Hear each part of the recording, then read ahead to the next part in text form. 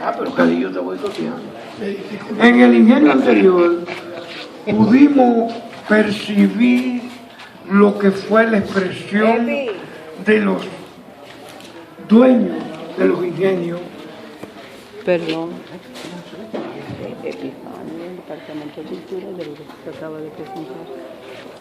Maribel dice que no hable mucho, que primero diga que le damos las gracias al Ayuntamiento de Nigua por este recibimiento de Jaina, por este recibimiento que nos dieron. Quiero puntualizar como... Tú querías decir una palabra antes de llegar. Dago, perdóname, que estoy rompiendo tu protocolo. Él quería decirnos lo bien que se siente que nosotros estemos aquí. Un minuto. Eso era. Ok, nada. Bienvenidos todos. Esta es la Casa de la Cultura de Jaina, que siempre nos preocupamos por ser los anfitriones de esta actividad lindísima de la afrodescendencia. Nada, decirle que todos los años que ustedes quieran pueden contar con la Casa de la Cultura de Jaina y bienvenido a esta fiesta de identidad. Gracias. En esta presentación vimos cómo se reivindica el pandero. El pandero, este pandero, es una herencia africana. El otro pandero recibe el nombre de pandereta, que es una herencia española. Pero esta, que se toca reproduciendo un tambor, nosotros podemos encontrar que es una herencia que ellos hacen de nuestra madre África. Interesante, por ejemplo, que ahí nosotros tenemos una guira. Mucha gente está confundida y cuando ponen el guiro el guiro vegetal es una herencia indígena, pero el guiro de metal es una herencia africana. Por eso la mayor parte de los grupos que ustedes encuentran por acá no tienen una guira vegetal, sino que tienen un guiro de metal, porque esto es parte de la herencia española. Lo mismo que ahí hay un tambor pequeño, no es un barcier, ese más bien es un instrumento de zarandunga, que son 3 instrumentos, que también es una herencia africana. Alguna gente queda confundido con el asunto de los instrumentos de cuero. No había en la población indígena ningún instrumento de cuero. Los instrumentos de cuero son una herencia africana, no una herencia como algunos creen indígena o española, africana. Entonces es importante, es interesante que ellos mantengan toda esta herencia, una herencia de quien fue y se llamó toda la región de los ingenios, porque aquí estaba el centro, en Nigua, al otro lado estaba Jaina y al otro lado estaba Misao. Ese enclave fue lo que hizo posible el surgimiento de la industria azucarera.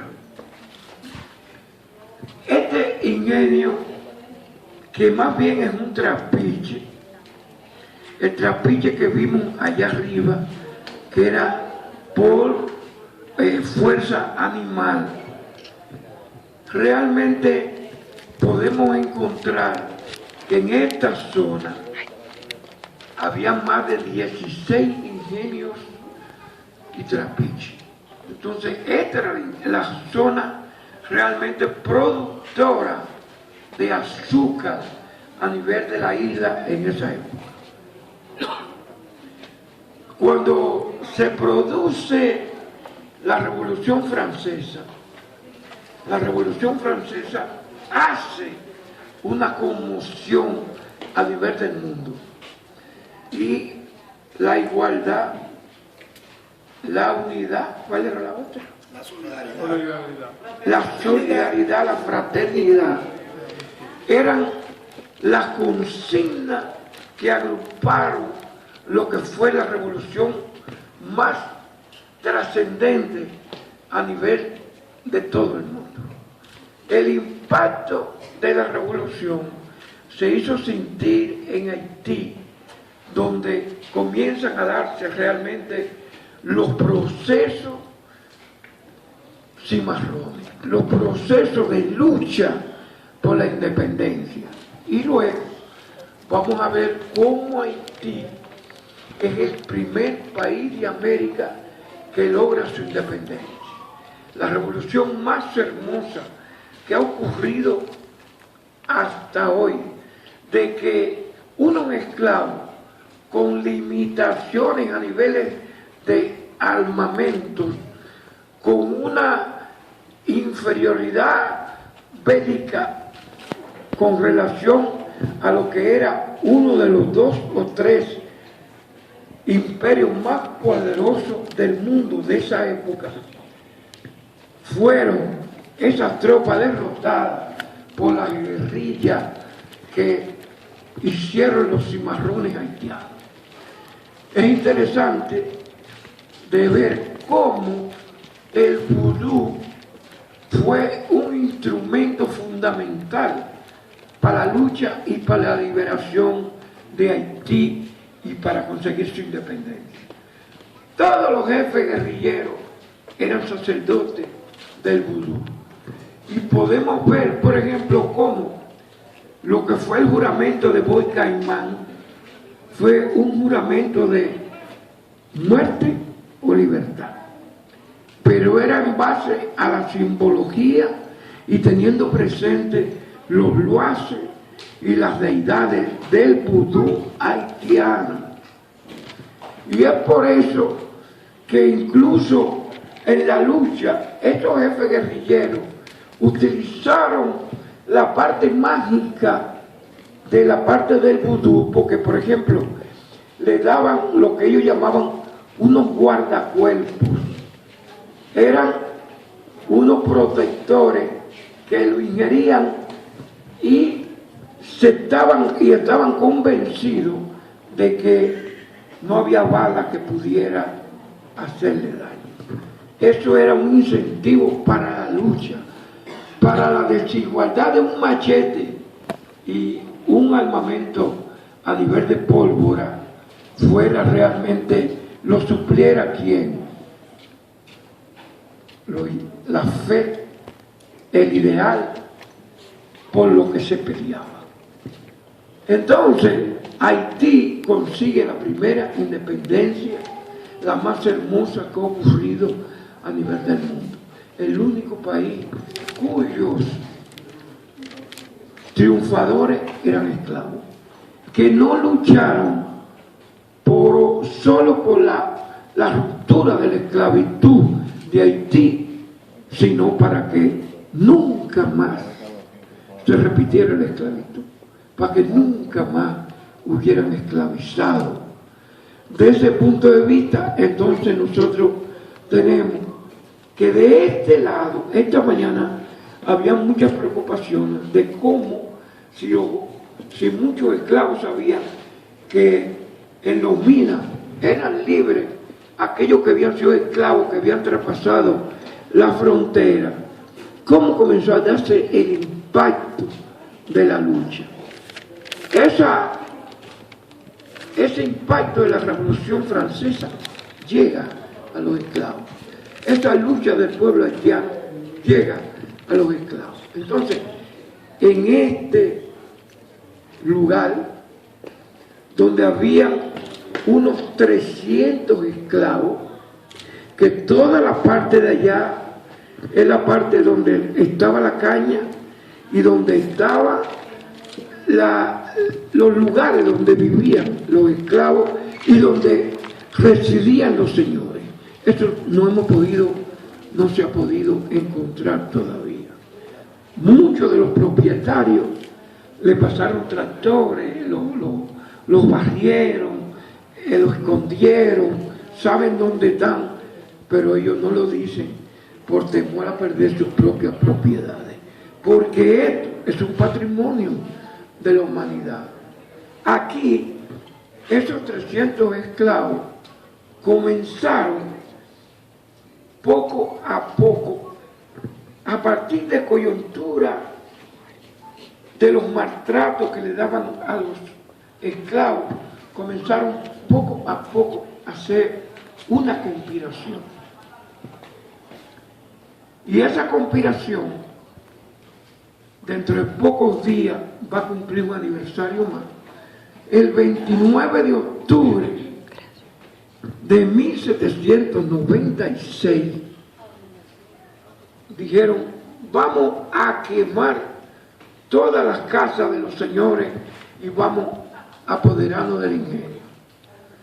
Y se da la revuelta. Uno de los dueños del ingenio logró salvarse, porque siempre hay lambones y traidores. Le avisaron a tiempo. Ellos pudieron huir cuando comenzaron las primeras escaramuzas. Pero los esclavos se apoderaron de este ingenio. Incluso había un cañón que estaba en uno de los lugares que no podemos decir que era aquí, pero sí había un cañón como defensa. Y esos esclavizados lucharon en contra de muchos de sus compañeros que estaban al lado de los señores del ingenio. ¿Y qué pasó entonces? Que cuando se apoderaron del ingenio, sobresalió en la lucha una mujer. Allí está su rostro imaginado. Ana María, esa que hablaba Maribel esta mañana, la coronan como reina de este ingenio por su lucha en la toma del ingenio. Tan pronto los que lograron sobrevivir se cogieron para la capital, allá entonces hay un escándalo total y vienen todas las fuerzas represivas. Queremos decir que aquí no se dio una revuelta por revuelta, tomar el ingenio por tomar el ingenio, sino que había una propuesta política de eliminar la esclavitud. Había una propuesta política por la liberación de todos los esclavos de la región. De aquí ellos iban a partir, y cerca de aquí está el otro ingenio, el Diego Caballero, que es el primer ingenio hidráulico del Nuevo Mundo, 1538. Entonces las fuerzas represivas llegan, meten todo su poderío, logran sofocar la rebelión que ya había triunfado, y entonces vamos a tener que comienzan los procesos de los castigos más abominables, de meterlo en alquitrán vivo, de cortarle la cabeza, de todo lo que ustedes se puedan imaginar, de mandarlo fuera de la isla, todo lo que ustedes puedan imaginarse, los españoles, para que no ocurriera más, para que fuera realmente un escarmiento. Aún en la plaza, en Santo Domingo, y metieron todo, pero todos los castigos posibles a quienes se rebelaron acá. Aquí se rebelaron más de 200 cimarrones, pero las almas que encontraron eran muy pocas. Ellos tenían que ir hacia otro ingenio para ir agrandando las reservas que tenían. De todas maneras, quedó como testimonio, como dice alguien que yo conozco. Fueron derrotados, pero no vencidos, porque siguió la lucha, siguió la rebelión, siguió la actitud antiespañola. Y esta ruina hoy aquí queda como testimonio de una lucha desigual, pero una lucha por la conciencia, por la dignidad y por la libertad. Prefirieron morir peleando y luchando que seguir de rodillas siendo esclavos. Aquí entonces estas piedras son más que piedras.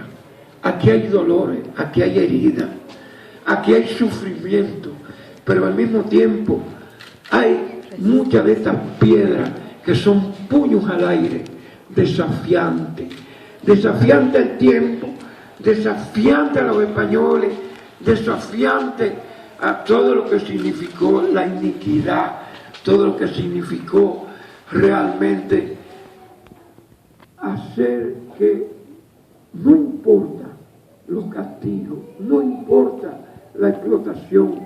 Aquí trabajaban 16, 18 horas diarias. Esto que está aquí eran fogones. Y aquí es donde hervía el líquido del azúcar. Y muchos de esos caían ahí.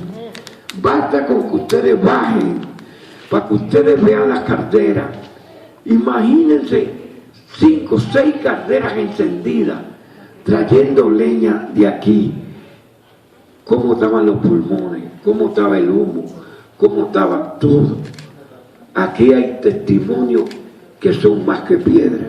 Cuando uno mira ahí enfrente, ahí hay una cadena, ahí hay una argolla, aquí abajo hay otra argolla, y son las argollas de la dignidad, las argollas de por qué y cómo es posible que nosotros nos quedemos callados ante un patrimonio como este que está siendo deteriorado cada día y que no le importa a las autoridades.